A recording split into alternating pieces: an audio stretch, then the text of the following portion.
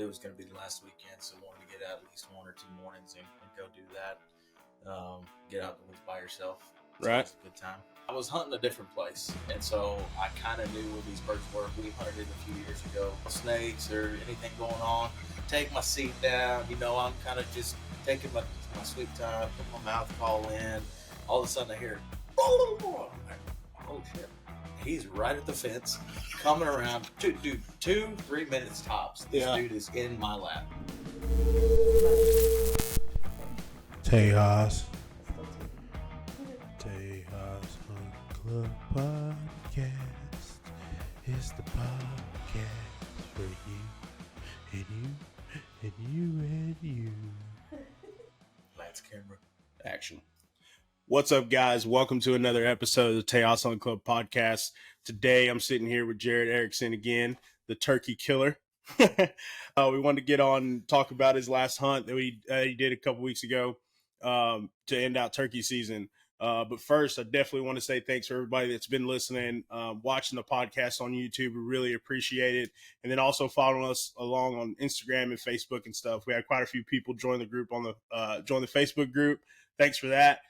Share your stuff, share pictures, fishing, hunting. I know like fishing season's coming up, so we'll have a lot of people getting out doing that. So, share your pictures with us, and we'd love to see what y'all are catching out there. We got a couple videos that just dropped. So the Total Archery Challenge video, we got the Total Archery Challenge podcast that are out right now. So if you haven't listened to those, go back, check them out. They're pretty good listen. Also, we have the Turkey Opener podcast. Even though turkey season's over, still a good story in that one. And we got the video to go along with it too. So hop on over to the YouTube channel and check that out. So we're going to get into the podcast today and let Jared tell his story about the last turkey of 2023. Yeah, the last hoorah, 2023. Yeah. It was good, man. It was we were down in Goliad doing some family stuff that weekend. It was going to be the last weekend, so wanted to get out at least 1 or 2 mornings and go do that. Get out in the woods by yourself. It's always a good time. So we were down there Thursday and Friday. Saturday decided to go out Saturday morning. The funny part is, I went opening morning. We went opening morning. Yeah. And I wake up at 6 every morning, so you would think I know what time the sun comes up. But, early season, it was like 7:30. It was getting light. And so I wake up at 5 that Saturday and go to Goliad, fill up with gas with the buggy and everything, and get out to where I was going and almost to the ranch. And I'm like, oh, shit, 6:30 or so. It's like, it's getting pretty light. I better get out there. So I start booking it, go flying down the ranch road, going to where I need to go, get there, get the mule off real quick, throw my shit on and head out the door. But, so it was already light by the time I got out there, but sometimes it's just, just letting them wake up, give them a little break. I was hunting a different place. And so I kind of knew where these birds were. We hunted it a few years ago when our Louisiana buddies came over. Yeah. So I kind of knew where they'd be hanging out. But hadn't hunted at all last year. So was going to go out there and see what I could do. Was headed to where I thought they would be. Stopped on a long sendero that goes down that gas pipeline that goes to the fence line. Stopped there, started walking.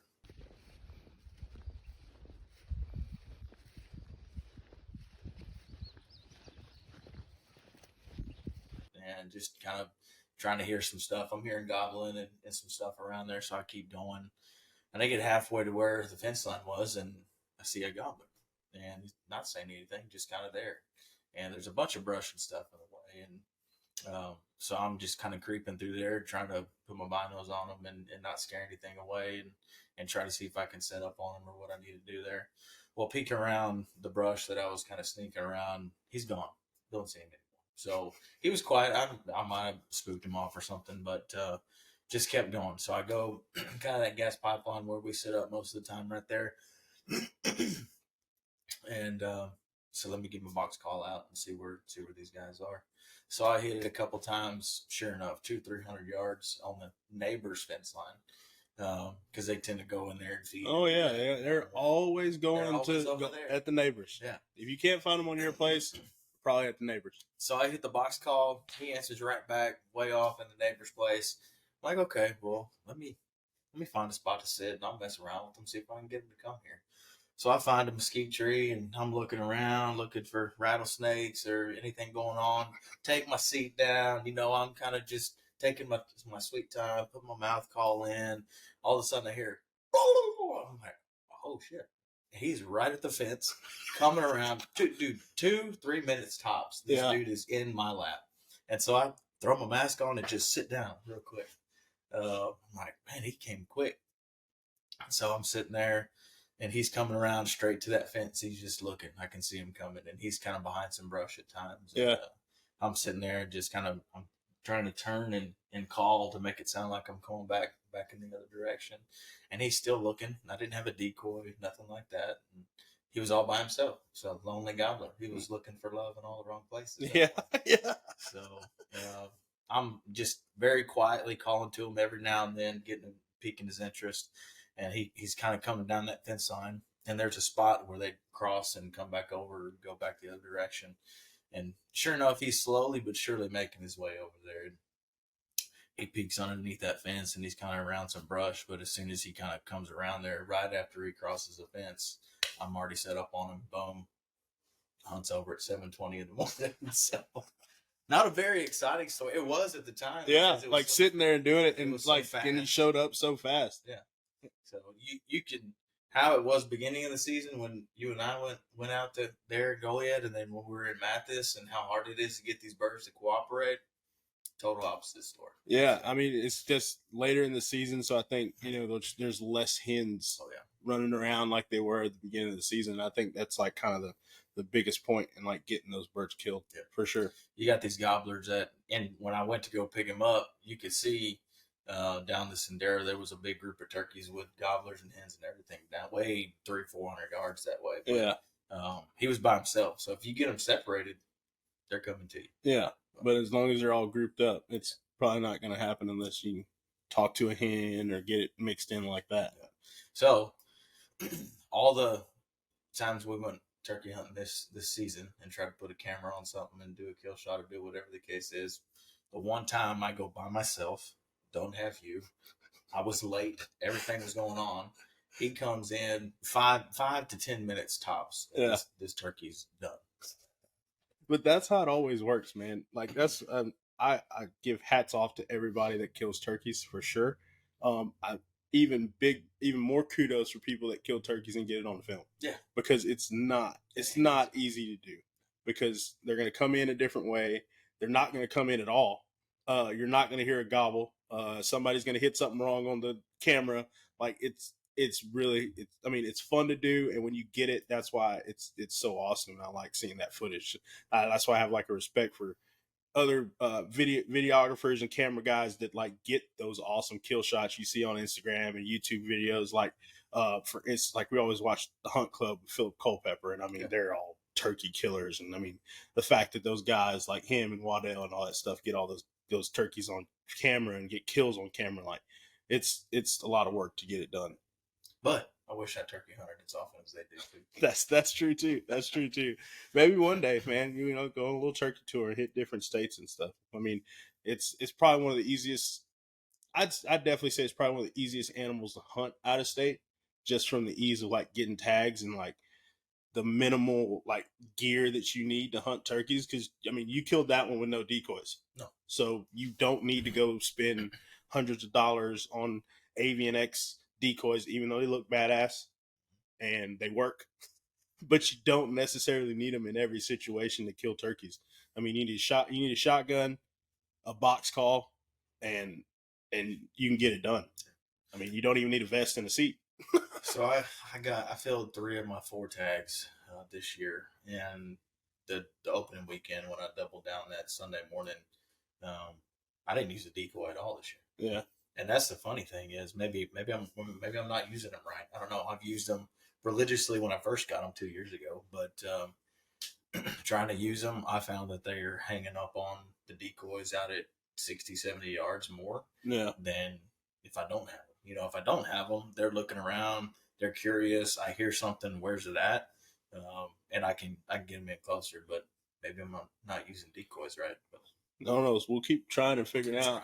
I mean, the way I think of it is, I think like if it's a real open uh, area and you're trying to call them in and they don't see anything, I think that gets them wary too. But then again, if you got a whole setup of decoys, a hen laying down, a Jake, and a gobbler strutting, I mean, like that's gonna put them kind of like, that doesn't look right either. Right. But so, like I said, it's just like finding the right time of the season to apply those decoys and the different tactics. And I mean, dude, half the fun in hunting is figuring out those tactics and seeing which ones work and which ones don't. Not just like killing the animal. I mean, but that's your ultimate goal. But like figuring out different things to do to how to get that done. Just and then realizing that just because it worked last year, don't mean it's going to work this year. It won't work the next time. Yeah. But then if you don't bring them, it probably would have worked. I think as far as calling, one of the things I've enjoyed kind of learning the most is when you know where they're roosting and you go before dark and you sit up on them 100 yards away or whatever you're going to do, is learning how to talk to them when they're still on the roost. Yeah. You're not going to get there and just hammer at them until lights, come up and they hit the ground or whatever. It's kind of a morning conversation. Mm-hmm. You're very light hand calling. You're still up on the roost and then flying down and what that sounds like. And the boss hen is talking and the Jake comes out or whatever the case is. But it's learning how to do that and getting them to respond to that is fun. Yeah. I think I didn't spend that much time this past year, like a couple months before season started. I got my mouth call out and I started, messing with it and trying different things. But I think like definitely my goal for next year, for this next year before season starts is going to be to get on that mouth call more and try to like learn some different stuff. Cause I still like, I can yelp pretty good, but like, I still feel like it cracks. And by no means, I think you have to be perfect on a mouth call because if you listen to turkeys, like not every turkey is perfect either, but you're like, what's wrong with her? yeah. Like somebody needs a cough drop or something. But like learning how to do those different things. And I've been saving some videos on Instagram and Facebook and stuff to try to kind of help and learn how to do those different calls. Like the definitely like when you said the waking up on the roost, like you can't just go in there squawking and yelping at them. Like it's a kind of like a slow kind of start and then you try to kind of like crescendo, I guess you would, up to it, but like learning how to do that. And definitely that first note, like when I first put a turkey call in my mouth and I go to make a sound, usually that first note's kind of off. I want to get it to where I can put it in my mouth and it's gone. Yep. And I don't have to like halfway squeak kind of figure it out. Like, no, I want to be able to just start calling and do the call that I want to do and not have to like start yelping and then kind of find it and figure out how to do something else. But yeah, it's definitely a lot of learning, but it's fun. I like it. Like turkey hunting went from definitely the bottom of the list of hunts for me to like easily top 3. Yeah. Like I want to do it every year and go different places. And I mean, I skipped a year with River being born last year and had a good year this year, but by no means do I want to stop hunting in Texas. But now my mind's like, do I need to go get a Gould's or an Eastern? Yeah. Osceola, or where do you go now? Right. Yeah. Like I said, that the slam is the ultimate goal to get all of them. And that's real high on my list. I want to get a slam, and then eventually I want to work to do a slam in 1 year because that looks like it'd be a lot of fun too. Yeah. You got to know what you're doing you have some luck on your side for sure. Do it in one season for sure. But it'd be like a hell of a lot of fun trying to get it done. But I mean, I have an Eastern, and I got Nebraska, which that's a cool place to go hunt.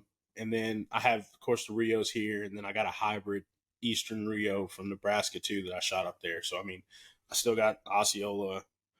I still want to kill an Eastern in the Southeast. Yeah.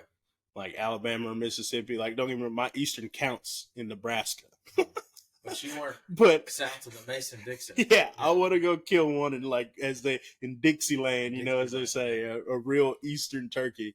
And then of course the Gould's, but you got to go to Mexico for that. But yeah, Arizona, that area over there. So it's on the list. We're gonna try and get it done. I mean, if you killed a slam, let us know. Yeah. It'd be fun to get you on the podcast and hear about your story. I mean, if you haven't killed a slam, you just killed a turkey. Period. Let us know. It's a lot. I mean, like I said, it's harder than what people think when you're trying to call them and talk to them and stuff. I mean, I know turkey hunting for most native Texans isn't that big a deal because we have an abundance of turkeys, and usually they're a nuisance or a pest compared to an actual game animal that people will chase. I mean, a lot of people shoot them with rifles during the fall, which it's perfectly legal here in Texas, but it's not the same as calling them in. But if you've never done it and never tried it, I urge you to, if you have the opportunity, don't turn it down, because I mean, sitting there and hearing that bird call and gobble back at you, like it raises the hair up on your arms and stuff, especially when they get in there pretty tight. I mean, and like I said, shooting turkeys in the face with a shotgun is a lot of fun. Is where it's at. So we'll get a kick out of this. So after I killed that turkey, we fried it up that day or the next day. Yeah. And had a little family turkey fry. Heck yeah. But Arthur was asking, he was telling me, he's like, hey, Peyton and Eli, they were asking me, like, man, Uncle Jared gets pretty intense about turkey hunting. Like, he'd crawl around in the brush and all kinds of stuff. Like, why does he do that? Like, we can just drive up in the mule or the gator or the truck and they just stand there. Like, how hard can it be? I'm like, they're used to these ranch vehicles. Man. Yeah. I said, the minute you step foot on the ground and you try to bring them in at least to 50 yards to get a shot off, yeah, it's a total different ballgame. Yeah, it's like with any animals. They know that truck. They know what that truck's there for. Yeah. And they've seen that truck pass them 100 times and go to those cows and not do anything to them. So they're like, okay, yeah, we see you, but we're going to keep doing what we're doing. But as soon as you get on the ground and they see you walking, no, sir. Over. Game over. They're out of there. But this one's pretty short, but we wanted to get Jared on here to tell a story about his last turkey hunt. Like I said, we appreciate y'all listening to the podcast and following along on this journey that we're doing. We're going to try and get some more content out for you and stuff. We got some different things coming up this year, hopefully, that we can make happen and do some more podcasts and get some videos done. So ready for fishing season. Yes, sir. It's time to start thinking. Yes, sir. I think we're going to try and get some chase some redfish in the marsh and do that kind of stuff. I mean, you can go catch trout if you want to. If you want to. Not my thing. Not my thing. I've caught some pretty decent trout before, and people are like, oh, man, that's awesome. Like, I really don't care. Just throw it back. Let it go. Let it swim off and make more little trout babies. I want them redfish. That's my favorite. I like eating them, but I like catching them too. I'm at least going to keep a couple, put in the freezer. I need to do that. I don't have any fish. Redfish on half shell. We got redfish punch and train. Snapper season coming up too. We'll try to get a trip for that. So yeah, like I said, guys, thanks for listening to the podcast. If you aren't subscribed to the channel, please do. YouTube, follow us on Instagram, join the Facebook group. We're going to try and get some more stuff to incorporate, kind of the listeners and everything. And if y'all have any ideas on stuff y'all want to do, either if y'all have events or stuff that come up, we can help y'all promote or anything, any archery shoots, or clay shoots or anything, let us know. Shoot, we might even put a team together and come help support y'all's event. So we're all about doing that kind of stuff. So hit us up, shoot us a DM, send us a message on Facebook, and comment on the YouTube channel. That's a good way too. So thanks, guys. We'll catch y'all next week. Adios.